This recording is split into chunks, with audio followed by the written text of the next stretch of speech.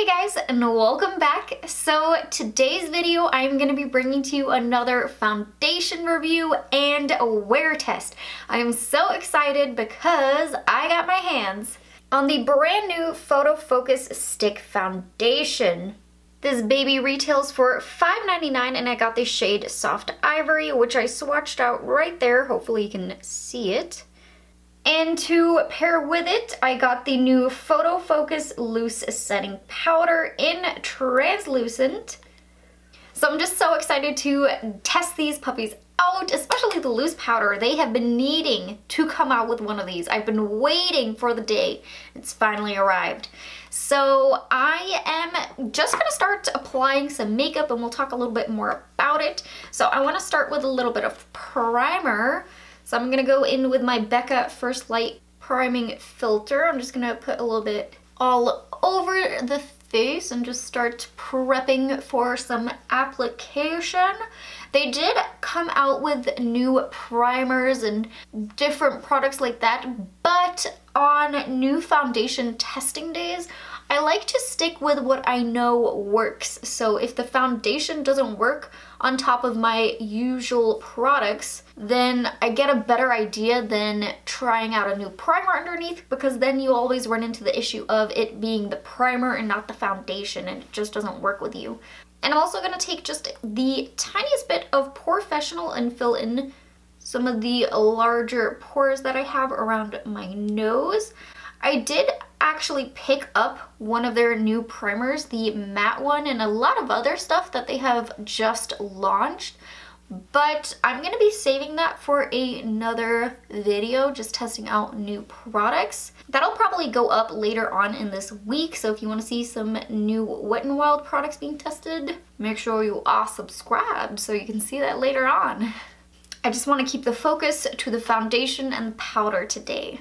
And I'm just gonna go ahead and get started. I'm gonna paint a couple stripes across the face. And I am, of course, gonna do a switch between a brush and a sponge, see which one applies a little bit better.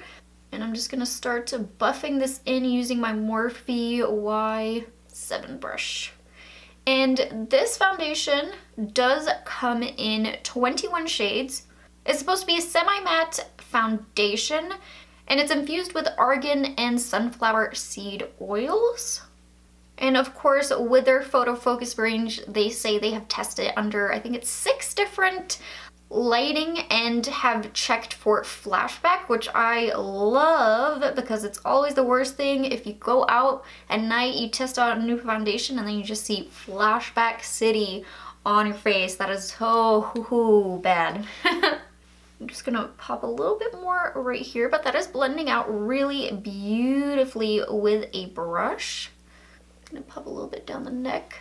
I went ahead and double checked on their website and it says it's 7 different lighting conditions, and it's supposed to be no filter, Insta-worthy selfies. And I would say that this is about a medium coverage. It's actually really nice. With stick foundation, sometimes it can feel a little bit heavy, and going on you feel that initial like creamy stripe and you're just like ooh, but it doesn't blend out really nicely and it doesn't really feel heavy.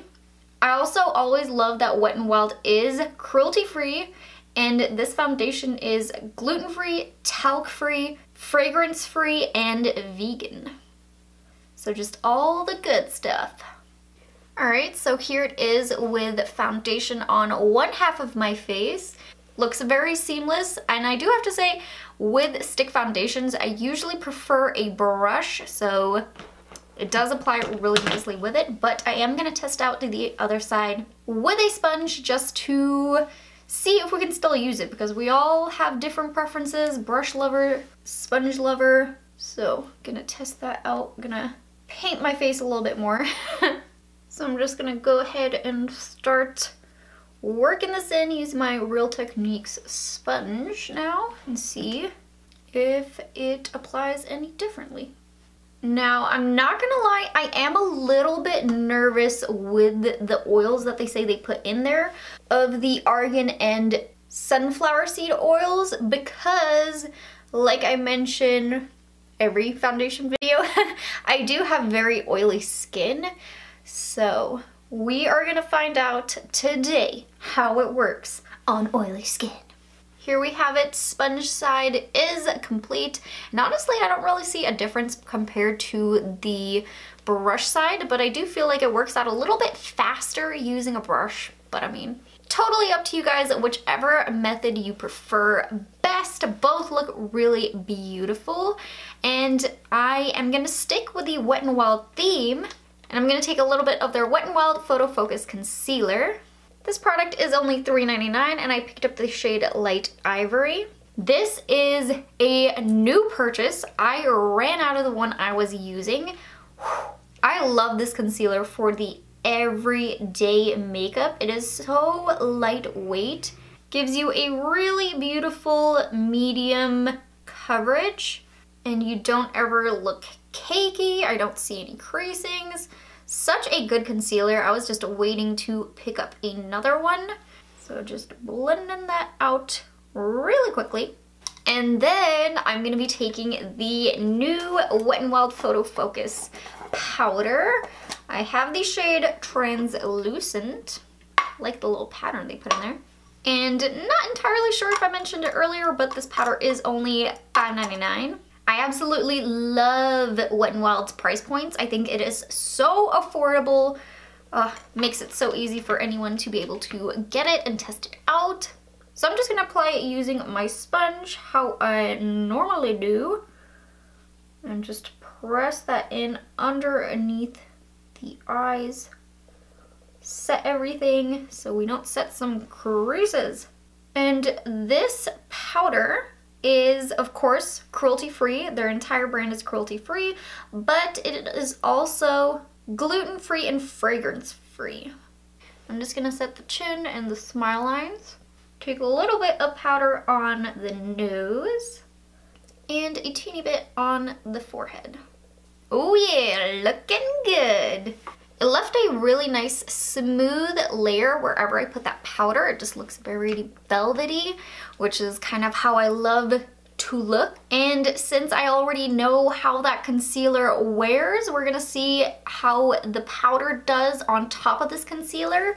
Since we are doing the wear test today, we're gonna find out how both of these products are gonna hold up after hours of wear and my oily skin just trying to break its way through. And then I think I'm just gonna add a little bit of bronzer, and I'm gonna stick with the Wet n Wild theme. This is the Ticket to Brazil. I'm gonna swirl my Aesthetica brush in it and just start bronzing up the face a little bit. This is really light, easy bronzer, and I'm just gonna use it on the cheekbones a little bit. Not going too ham, so I'm just gonna use bronzer today. Just taking a little bit down the neck and just a little bit on the forehead here. Just adding a little bit more color back into the face, and I think this is actually where I'm gonna leave it. It's gonna be a very matte look today because I don't wanna add any highlighter to the face just because I wanna see exactly how this foundation wears on its own. So the rest of the face is gonna be untouched right now, but I'm gonna finish up with the lips. Take my Too Faced Peach Lipstick in Sunday Funday. Pop a little bit of the Most lip gloss on top. Just right in the center. And then super quickly finishing up the under eyes. And then here we have it. I want to give you one quick little spin around the face. That way you can just see how everything is looking right now. But now I'm going to give you the timestamp really quickly. And it is currently 12:41 p.m. And I'm going to use that as my starting point for the timer today. So I'm going to be doing an 8-hour wear test. I'm going to check in with you guys in 4 hours. We're going to see how the foundation is wearing, if it's still holding up, if it's starting to break apart, whatever is happening at 4 hours. And then I'm going to check in with you at the final point at 8 hours later, and we're going to see how it held up the entire day. And I'll give you guys my final opinion about it. So I'll see you guys in a matter of seconds after I have worn this foundation for 4 hours. Time for a check-in. So it has been 4 hours now. It is 4:44 p.m. And here's a little bit of a close-up so you can see what the foundation is looking like at 4 hours later. I find that doing a little bit of a closer look at the foundation can kind of help you guys see a little bit better, because farther away things can look a lot better, on camera at least, whereas close up you get to see a little bit more of the details. So right away, I'm sure you guys can tell I have a little bit of shine coming through here on the nose, the forehead, and the chin region. That is where I do get the most oily. And I did start noticing that shine coming in around the 3-hour mark. So it was a little bit sudden that I started getting oily. At this point, it isn't too bad yet. It's looking like a little bit of a dewy foundation. But with the amount of oils I've already started to develop, and it's only 4 hours in, it does make me a little bit cautious to see how this is gonna look at the end of 4 hours. But other than the oiliness, the foundation is still holding up, so I am still gonna be keeping track of it for another 4 hours, and then I will be checking in with you guys and giving you my final thoughts, showing you how the foundation looks at that point.